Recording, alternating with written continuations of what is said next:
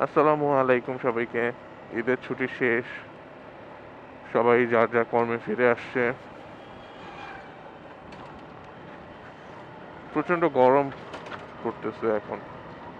ঢাকা থেকে শুরু করে রাঙামাটি, বান্দরবন এইসব জায়গাতে প্রায় 40-42 ডিগ্রি সেলসিয়াসে গরম পড়তেছে।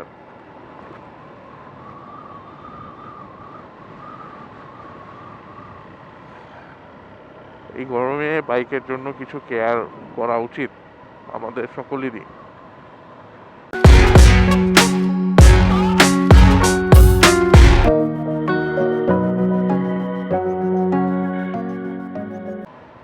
বাইকের কালারটা আসলে আমাদের খুব সেন্সিটিভ একটা জিনিস। বাইকের কালারটা একটু নড়চড় হলে বা বাইকের কালারে একটু ডিসকালার হয়ে গেলে এটা আমাদের মনে খুব কষ্ট লাগে।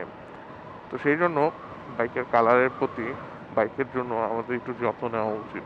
বিশেষ করে যারা সুজুকির বাইকগুলো ইউজ করেন তাদের এক্ষেত্রে আরও বেশি কেয়ারফুল হওয়া উচিত।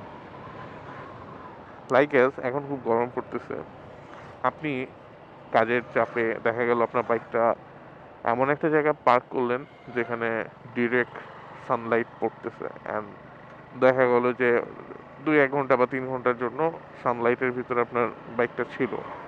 তো এর ফলে দেখা যাবে আপনার কালার কোটিংটা নষ্ট হয়ে যাবে। সূর্যের আলো যত টেম্পারেচার থাকবে, এটার ইউভি রেশিওটা তত বেশি থাকে। তো ইউভি রে এটা যখন আপনার এই কালারের সাথে পড়বে, তখন সেই জায়গার কালারটা আস্তে আস্তে টেম্পারটা হারিয়ে ফেলে। তো সেই জন্য সবসময় চেষ্টা করবেন যে বাইক যদি কোথাও রাখতেই হয় তাহলে ব্যাগের ভিতরে ছোট্ট একটি বাইকের ডাস্ট কভার নিয়ে রাখার জন্য ইউভি প্রোটেকশন দিবে এটা। দ্বিতীয়ত হচ্ছে, বাইক এখন আমরা কম বেশি সবাই হয় নিজে ওয়াশ করি অথবা ওয়াশ সেন্টারে আমরা ওয়াশ করি।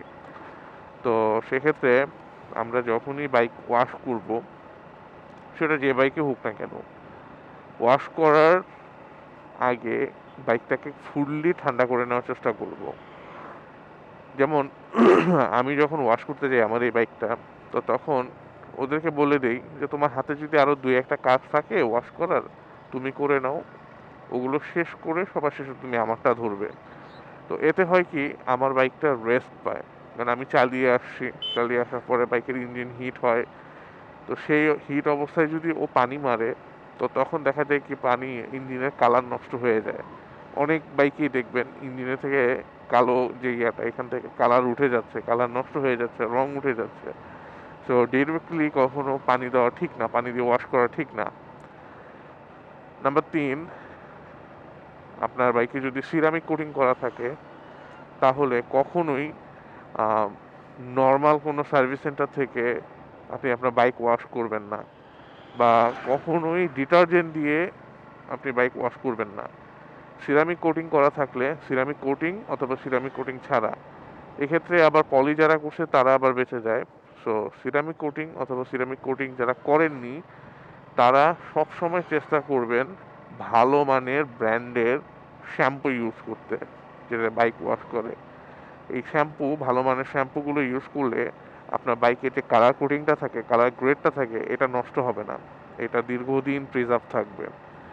সো এই আসন্ন গরম উপলক্ষে আমরা এই ছোটোখাটো মেজারমেন্টগুলো যদি স্টেপগুলো নিতে পারি, তাহলে আমাদের পছন্দের ভালোবাসার বাইকটা অনেক সুন্দর থাকবে, লং লাস্টিং থাকবে।